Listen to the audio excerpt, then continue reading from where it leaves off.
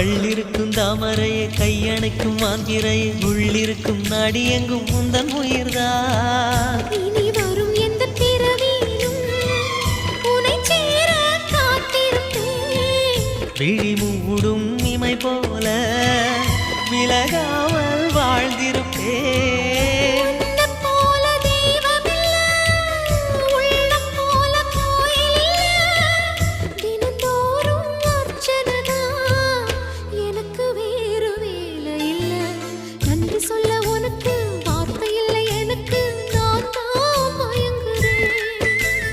என்னுடைய மனச தந்துவிட்ட பிறகும் ஏம்மா கலங்குற?